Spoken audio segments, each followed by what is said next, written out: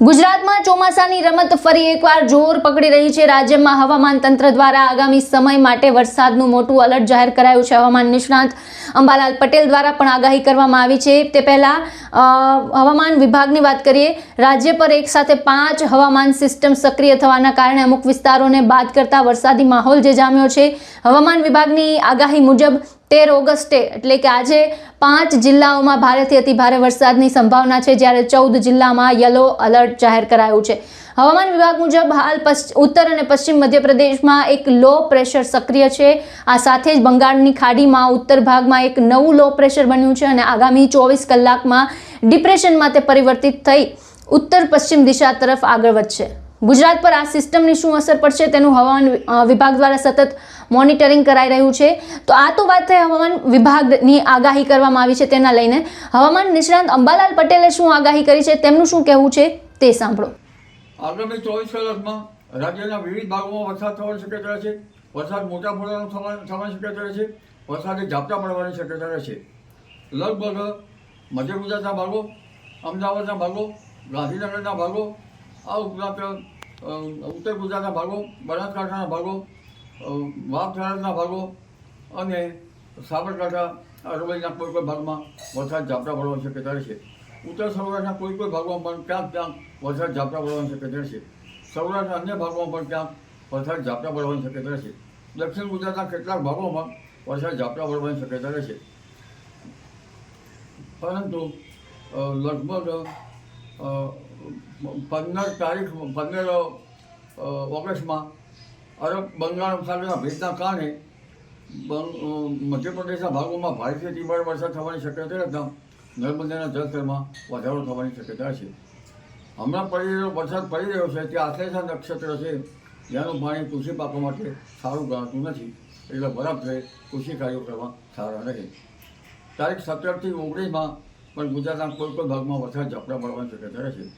મઘા નક્ષત્રનું આ વરસાદી પાણી કૃષિ પાકો માટે સારું ગણાય છે। 23 ઓગસ્ટથી 28 ઓગસ્ટ વચ્ચે પણ વરસાદી ઝાપટા પડવાની શક્યતા રહેશે। તેમજ તારીખ 9 સપ્ટેમ્બરમાં પણ વરસાદ પડવાની શક્યતા રહેશે। ઓગસ્ટના અંતમાં અને સપ્ટેમ્બરની શરૂઆત સુધીમાં બંગાળ ઉપસાગર અને અરબ સાગર બંને સક્રિય થવાની શક્યતા રહેશે। ખાસ કરીને અરબ સાગર સક્રિય થવાની શક્યતા રહેશે, જેના કારણે દ્વારકાના ભાગો, પોરબંદરના ભાગો અને જામનગરના ભાગોમાં પણ વરસાદી ઝાપટા પડી શકે। શિયાળામાં વરસાદી ઝાપટા શિયાળુ ભાગ માટે ધીરે ધીરે વરસાદી ઝાપટા સારા ગણાશે। આ ઉપરાંત સૌરાષ્ટ્રના અન્ય ભાગોમાં પણ વરસાદ ઝાપટા પડી શકે। તેમજ ગુજરાતના ભાગોમાં પણ વરસાદ ઝાપટા પડી શકે। દક્ષિણ ગુજરાતના ભાગોમાં પણ વરસાદ ઝાપટા પડી શકે। મહારાષ્ટ્રના ભાગોમાં પણ ધીરે ધીરે ભારે વરસાદ થવાની શક્યતા રહેશે। ઓગસ્ટ માસમાં તાપી નદીનું જળસ્તર વધી શકે। આ ઉપરાંત તારીખ 12મી સપ્ટેમ્બરથી ભારે વરસાદ ઝાપટા પડવાની શક્યતા રહેશે। શ્રાવણ વદના પાછલા દિવસથી શ્રાવણ સુદ ભાદરવ સુદ પાંચમ સુધી વરસાદ થતો રહેશે। ગણેશ ચતુર્થીના દિવસોમાં આ વરસાદ થતો રહેશે। અંબાજીના ડુંગરાળ વિસ્તારમાં પણ આ વરસાદ થતો રહેશે। ગણેશ વિસર્જનની આસપાસ પણ વરસાદ થતો રહેશે। ભાદરવી જૂના આસપાસ પણ વરસાદ થતો રહેશે। પરંતુ ઉલ્લેખનીય છે, આ વરસાદ ગરમી વચ્ચે પણ થવાની શક્યતા છે।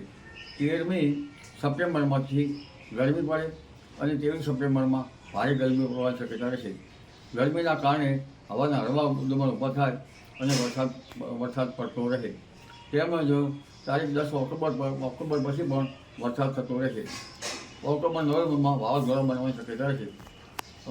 લગભગ સ્વાતિ નક્ષત્રમાં વરસાદ થતાં કહેવાય છે કે તેના બૂંદથી માછલીના પેટમાં જાય તો મોતી થાય છે।